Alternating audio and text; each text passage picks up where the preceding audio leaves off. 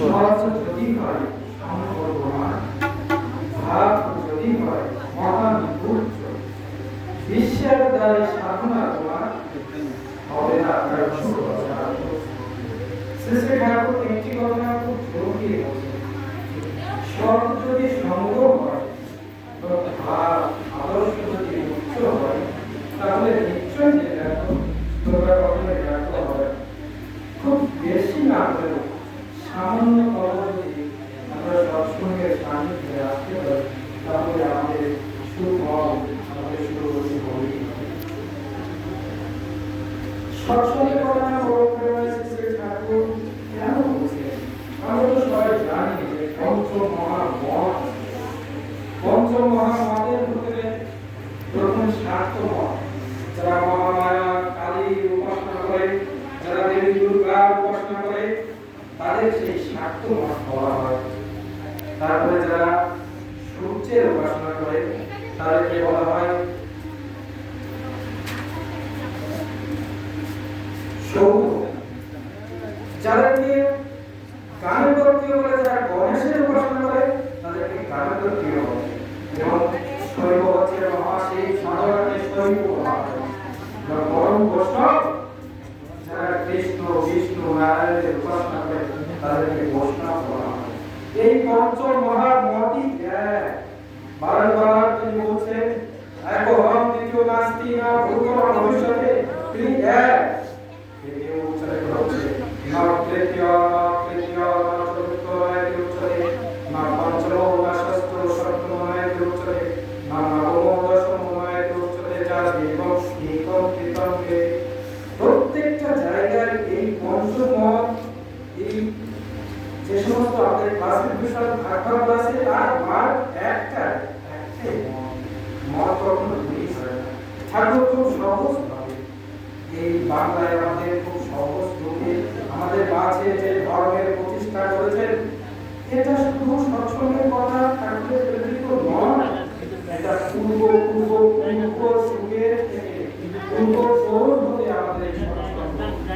এই পঞ্চমতের ভিতরে কৃষ্ণ দ্বৈপায়ন বেদব্যাস তিনি উদাত্ত কণ্ঠে ভাগবত মহাপুরাণে লিপিবদ্ধ করেছেন এই সৎসঙ্গ অনুষ্ঠান। এই সৎসঙ্গ অনুষ্ঠান সাধনা নয়, এই সৎসঙ্গ অনুষ্ঠান শুধুমাত্র অনুকূল ঠাকুরের অনুসারীরা নয়, এই সৎসঙ্গ অনুষ্ঠান পূর্ব গ্রহণ থেকে হয়ে আছে এবং এটা পৃথিবীর শেষ পর্যন্তই আমাদের মাঝে সৎসঙ্গ অনুষ্ঠান ছিল, আছে, থাকবে। কৃষ্ণ দ্বৈপায়ন বেদব্যাস ভাগবতে বলছেন না অত্যন্তম এবং বিষম কৃচ্ছম ভগবত নাঘা সংসারস্মিন সনাতপি সৎসঙ্গবতরা বিস্তার, না অশ্রন্তিকম এবং কৃচ্ছম ভগবত নাঘা সংসারস্মিন ঘনাতপি সৎসঙ্গবতে অধীর নাম। ভাগবত 11 স্কন্ধ 2 অধ্যায় 30 নম্বর শ্লোক বলছেন, যদি কেউ ঘনামাত্র সৎসঙ্গ করে, খুব অল্প, এই পৃথিবীতে সমকালের অর্ধেক যদি সে সৎসঙ্গ করে, আমি নিশ্চয় বলছি তার মুক্তির জন্য তার সর্বোপরি পূর্বগ্রহ থেকে আমরা জানি যে আমাদের কাল চক্রে আজ কলিযুগে মানুষের আয়ু সীমিত। এই সীমিত সময়ের ভেতর দিয়ে যে ভগবানের পুজো সাধন এবং ভগবানের সব কিভাবে করতে হয়, এটা আমাদের শাস্ত্রে উল্লেখ করা আছে। স্বয়ং ভগবান শ্রীকৃষ্ণ ভাগবতে বলছেন ব্রতানি জগৎ সম্মানসি তীর্থানি নিয়মা যমা তথা অবরুদ্ধ সৎসঙ্গ সর্ব সঙ্গ প্রভু মা। ভগবান শ্রীকৃষ্ণ বলছেন তুমি অনেক প্রকার ব্রত করতে পারো, আমরা অনেক প্রকার ব্রত করি, একাদশী, জন্মাষ্টমী, দুর্গাষ্টমী, এরকম অনেক ব্রত করি। আবার তীর্থ করতে পারি, গয়া, কাশী, বৃন্দাবন, বারাণসী, অনেক তীর্থ করি, অনেক নিয়ম কানুন, জপ, ধ্যান, উপনয়ন, এগুলো আমরা সবই করি। তিনি বলছেন ব্রতানি জগৎ সন্ধানসি তীর্থানি নিয়মা যমা যথা আবদ্ধ সৎসঙ্গ সর্বসঙ্গ কহরিমা। তুমি এত রূপ, এত দান ধ্যান যোগ্য যাই করো না কেন, যারা সৎসঙ্গের কথা বলে, যারা সৎসঙ্গের কথা শোনে এবং যারা সৎসঙ্গ সৎসঙ্গের আয়োজন করে, তারা যেরূপ ভাবে আমাকে প্রভাবিত করে, হাজার তীর্থ জ্ঞান যোগ সাধনা গ্রন্থাদি পাঠ করেও আমাকে সেইভাবে বশীভূত করতে পারে না। স্বয়ং ভগবান পরমেশ্বর শাস্ত্রেও এই পূর্ব হতে হতে আজ পর্যন্ত সেই সৎসঙ্গে ভগবান করে আছে। আমাদের পরম প্রেমময় তিনি দয়ালু, সেই শাস্ত্রের বিমুখ তত্ত্ব আমাদের মাঝে অতি সহজ রূপে অতি সহজভাবে আমাদের ভেতরে বাংলায় এমন কিছু কিছু বিধি মিশে বিধিকে আরোপ করে দিয়েছে।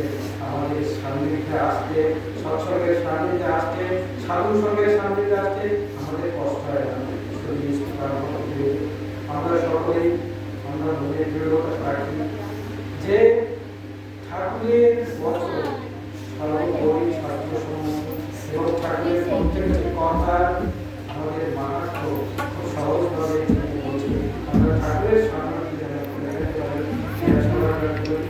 আজ এখানে অনেক গুণীজন সাধু খ্রিস্টপ্রাণ দাদারা সকলে সমবেত হয়েছে। আমি অগাধ মূর্খ, আমার ভিতরে জ্ঞান নেই, ঠাকুরকে এক নামে রাখতে ভালোবাসি এবং আমার পরবর্তী আচারের সুবিধায় আমি প্রস্তুত রাখি যাতে আমি ঠাকুরের প্রবেশ করতে যেন সারাটা জীবন আমি অতিবাহিত করতে পারি। এবং আমার মা অনেক অসুস্থ, আমার মা এবং বাবার জন্য প্রার্থনা করি, তারা যেন আমি সবসময় তাদের কাছে দেখতে চাই। আজ কঠিন দিন, এটা শুধু আজ নয়, এটা যুগের পর যুগ, কালের পর কাল হয়ে আছে। আজ 5ই আগস্টের দিনের যে নির্মম, এটা শুধু আজকে নয়। ঠাকুর থাকা অবস্থায় ঠাকুরের সান্নিধ্যে এসেছিলেন নেতাজি সুভাষচন্দ্র, তিনি ঠাকুরের সান্নিধ্যে গিয়েছিলেন। মহাত্মা গান্ধীও ঠাকুরের সান্নিধ্যে গিয়েছিলেন। জাদুঘর পিসি সরকারের অনেক ঘটনা আপনারা সকলেই জানেন, সবাই ঠাকুরের সান্নিধ্যে এসেছিলেন। আজ এই পরিস্থিতি একটা শকুন আর শকুনের বাচ্চা, শকুনের বাচ্চা বলছে শকুনকে, বাবা আমি মাংস খাবো। শকুন বলছে এখন এই আজ সন্ধ্যাবেলা তোকে আমি কি মাংস এনে দিই? বাচ্চার মন তো সদাই ও মাংসই খাবে। শকুন বলো কি, বাচ্চাকে সন্তুষ্ট রাখার জন্য শকুন দূরে যে মাঠের কাছে পড়ে আছে কোনো মাংস পাওয়া যায় কিনা তাই দেখার জন্য ছুটে গেছে। এমন করছে দেখতে পারে যে একটা গরু তো শকুন বললো কি যে ওই গরুর মাংসটা কখন থেকে রক্ত দিয়ে ভেঙে তার বাচ্চার সামনে দিয়ে বলছে নে মাংস। তা বাচ্চা যদি চিনি চায় তাকে কিন্তু অমৃত দিয়েও কিন্তু সন্তুষ্ট করা যাবে। ও তখন আরো জোরে কান্না করছে, বলছে না আমি এই মাংস খাবোই না। তখন তো আর মহামুশকিল, শকুন আরো বিপদ যে মাংস খাবে না, কি মাংস এনে দিই? আবার উড়াল দিয়েছে শকুন, দিয়ে দেখে যে একটা কসাইদার শুয়ার কাটছে, শুয়ারের মাংস পিস পিস করছে। ও ঘটনাটা করলো কি যে ওই শুয়ারের মাংসটা নেওয়ার জন্য খপ করে নকুল দিয়ে ওই শুয়ারের মাংস এনে তার বাচ্চা বলছে নে। তবে না তাকেও রাজি করাতে পারলো না, সে শুয়ারের মাংসই খাবে। তখন অনেক শকুনটা রেগে গিয়ে থাপ্পড় দিয়ে বসলো, বললো যে তুই কিসের মাংস খাবি? তুই তো 2 রকম মাংস এনে দিলাম, তুই কি মাংস খাবি? তখন বাচ্চাটা হাও করে বলে উঠলো যে আমি মানুষের মাংস খাবো। মানুষের মাংস খাবি? মানুষের মাংস এনে দেওয়া কি এত সহজ? মানুষ সবচেয়ে সৃষ্টির সেরা জীব, এত বুদ্ধিমান, তাদের মাংস কি আমি এনে দিতে পারবো? বাচ্চা তো কান্নায় অস্থির, কিন্তু বাচ্চা খেতে চেয়েছে মানুষের মাংস, বাবাও দিতে পারছে না মানুষের মাংস। ভাই এমন অবস্থায় বাচ্চা কাঁদতে কাঁদতে শকুনের বাচ্চা। তখন শকুন সারা রাত অবস্থায় যখন ঘুমের যখন একটা শেষ প্রহার রাখছে, তখন শকুনের মাথায় একটা বুদ্ধি। ও বেটা বললো কি ঠিক রাত্রের শেষ প্রহর গরুর মাংসটাকে নিয়ে মন্দিরের সামনে রেখে দিল, আর শুয়োরের মাংসটাকে নিয়ে মসজিদের সামনে রেখে দিল। ব্রহ্মমুহূর্তে যখন পূজা অর্চনা করবে, ব্রাহ্মণ মন্দিরের দ্বার এসে দেখে যে কুমারের মাংস রাখা আছে। কে তাহলে এটা অবশ্যই সাম্প্রদায়িক দাঙ্গা, এটা আমাদের মন্দিরকে অপবিত্র করার জন্য। ওদিকে ইমাম সাহেব নামাজের জন্য যখন আসলেন, মসজিদে প্রবেশ করার মুহূর্তে দেখে যে কুমারের মাংস রাখা আছে। এ অবশ্যই এর কাজটা হচ্ছে সাম্প্রদায়িক কাজ, হলো সংগঠন, বললো হাজার হাজার মানুষের আত্মার ধ্বংস হয়ে গেল। সেই সময় পাল্টার পরে পাল্টা জবাব, মানুষের গৃহে চলে আসলো। সকল তখন দেশে মানুষের মাংস খাবি বলছি, হ্যাঁ কত হাজার হাজার মানুষ পড়ে আছে, যা মাংস খা। তোর 14 গোষ্ঠী যদি মানুষের মাংস যদি নাও খেতে পারে, তবে যতদিন কাল বাঁচবি মানুষের মাংস তোকে পিছু ছাড়বে না। আমাদের সমাজে অনেক শকুনের চরিত্রের মানুষ আছে, আমাদেরকে অনেক সচেতন থাকতে হবে। আমাদের ভেতর থেকে এই শকুনের জাতকে আমাদের ভেতর থেকে বিছিয়ে তুলে আজকে আমাদের চরম সীমায় পৌঁছে দিয়েছে। এই জ্ঞান, এই তত্ত্ব ঠাকুরের অসংখ্য বার আছে, অসংখ্য লিপিবদ্ধ আছে।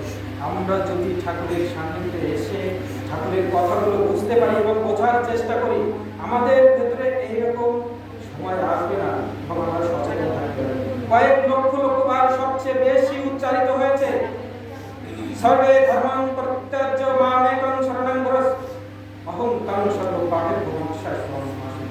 ভগবান শ্রীকৃষ্ণ দুষ্টের দমন এবং শ্রেষ্ঠ পালনের জন্য আসেন। আমরা কখনোই বিভ্রান্ত না হয়ে ঠাকুরের উপরে বিশ্বাস রেখে, ঠাকুরের বাণীর উপরে বিশ্বাস রেখে, ঠাকুরের শ্লোকের উপরে বিশ্বাস রেখে আমরা ঠাকুরের মানুষকে যেন সারা জীবন আমার ছোট কথা শেষ করবো।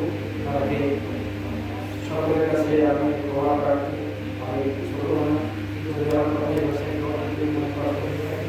সবাই আমার সুন্দর দৃষ্টিতে রেখে সর্বেশান মঙ্গলাম পূজাম সর্বেশান পুণ্যাম সর্বে ভক্তানাং মা করছে জগতের সকলে